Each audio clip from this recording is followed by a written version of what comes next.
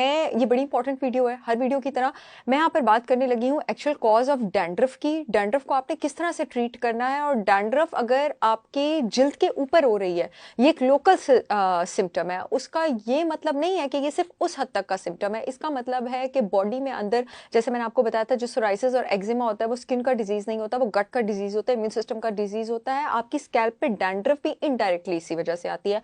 आपके गट में, अब मैं आपको थोड़ा सा एक्सप्लेन करना चाहती हूँ, गुड बैक्टीरिया और बैड बैक्टीरिया का एक बैलेंस होता है। जब डिसबायोसिस बहुत देर तक रहता है, डिसबायोसिस का मतलब है गुड और बैड बैक्टीरिया का बैलेंस जो है वो डिस्टर्ब हो गया, बैड बैक्टीरिया गुड बैक्टीरिया से ज्यादा हो गया।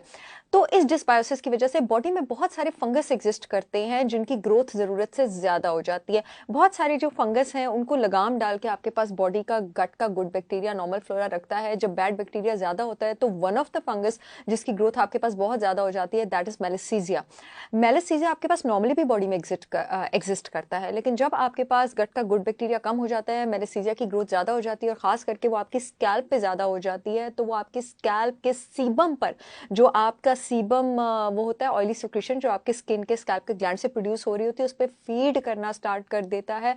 और आपके जो स्किन के सेल्स के रिसाइकल होने का पीरियड है, जो कि नॉर्मली आपके पास 1 महीना होता है, उसको 1 हफ्ता कर देता है, जिसकी वजह से जिल्द जल्दी जल्दी उतरना शुरू हो जाती है, और वो फ्लेकी स्केली अपीयरेंस जो है वो आपके पास इसी वजह से आना शुरू हो जाती है। अब स्किन अपने डिफेंस में, कॉम्पनसेशन में मजीद इन्फ्लेमेटरी ऑयल्स प्रोड्यूस करती है।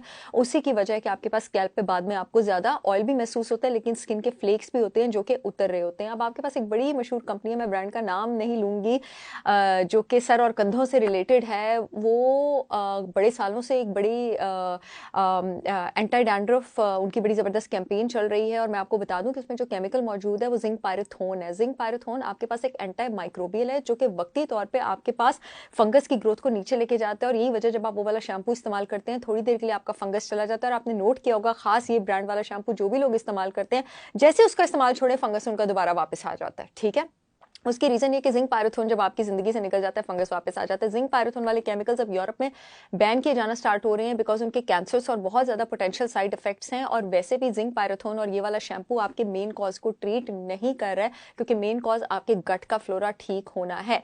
और दूसरा, आप जितने भी एंटी डैंड्रफ शैम्पूज मार्केट में इस्तेमाल करते हैं, सब में सोडियम लॉरेल सल्फेट इंक्लूडेड है। सोडियम लॉरेल सल्फेट हर कॉस्मेटिक शैम्पू में इंक्लूडेड होता है, और ये आपके पास एक सर्फेक्टेंट है, एक डिटर्जेंट है, जो आपको क्लेंजिंग और फोमिंग तो बहुत अच्छी देता है, लेकिन आपके स्किन के नेचुरल ऑयल्स को स्ट्रिप ऑफ कर देता है, और आपको और ज्यादा डैंड्रफ बाद में स्टार्ट हो जाती है, और ज्यादा हेयर फॉल स्टार्ट हो जाता है। तो ये आपकी तो चीज का सोल्यूशन ना हुआ। इसलिए शैम्पू हमेशा SLS free, silicone free, paraben free इस्तेमाल करना चाहिए। बहरहाल मैं बताती चलूं, मेरी brand Holistic Wisdom by Sahar Chawla ने पाकिस्तान के बेहतरीन और पहली बार authentic SLS free, paraben free और silicone free anti dandruff shampoo, tea tree shampoo और oil, anti hair fall shampoo, onion shampoo और ऑयल, और hair growth shampoo rosemary shampoo और ऑयल लॉन्च किया है। ये आपको झाग और फोम तो नहीं देगा। मेरे क्लाइंट्स माशाल्लाह अभी इस्तेमाल करें, इस वक्त 26 मुल्कों में मेरे क्लाइंट्स हैं जिनका डेली बेसिस पे मैं काम कर रही हूँ, और भी पाकिस्तान में बहुत लोग इस्तेमाल कर रहे हैं। लेकिन 3 से 4 महीनों में अगर आपको हेयर फॉल का प्रॉब्लम है, आपको लगेगा आपने बाल ब्लो ड्राई किए हुए हैं, और आपकी डैंड्रफ जो है वो भी 3 से 4 महीनों में चलनी शुरू हो जाएगी। टी ट्री मैंने खासकर डैंड्रफ के लिए क्यों लॉन्च किया है, क्योंकि नेचर का सबसे स्ट्रॉन्गेस्ट एंटी फंगल हर्ब आपके पास टी ट्री है। अब मैं आपको बता दूं कि गट बैक्टीरिया को आपने रिस्टोर किस तरह करना है। सबसे पहले तो आप लो कार्ब डाइट पे आ जाएंगे, थोड़ा कीटो की तरफ जाएंगे, इंटरमिटेंट फास्टिंग की तरफ जाएंगे, ताकि आप जितनी देर इंटरमिटेंट फास्टिंग करते हैं आपका जो गट का बैक्टीरिया है उसकी डाइवर्सिटी बढ़ती है। और गट के बैक्टीरिया की डाइवर्सिटी यानी उसकी वैरायटी आपके पास जिस जिस तरह बढ़ती जाती है, ये हमेशा याद रखिएगा, उतने ही ज्यादा अच्छे बैक्टीरिया आपका गट बनाता है, फंगस की कंट्रोल उतनी ग्रोथ होती है।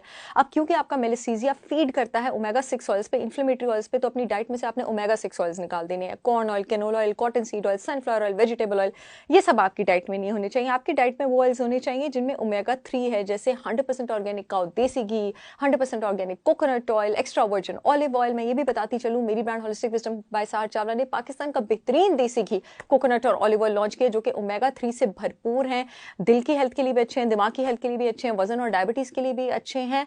जो यूट्यूब वाली ऑडियंस है, येलो पट्टी में मेरी ब्रांड का लिंक आ रहा है, www.holisticwisdombysaharchavla.com पे जाके ऑर्डर कर सकते हैं। जो फेसबुक वाली ऑडियंस है, इस वीडियो में अपॉइंटमेंट्स वाले फोन नंबर के नीचे मेरी ब्रांड का लिंक आ रहा है, आप वहां से ऑर्डर कर सकते हैं। नेक्स्ट चीज जो आप करेंगे, आपकी डाइट में विटामिन डी और बायोटिन, विटामिन B7 इंक्लूडेड होना चाहिए, और गुड प्रोबायोटिक्स इंक्लूडेड होने चाहिए।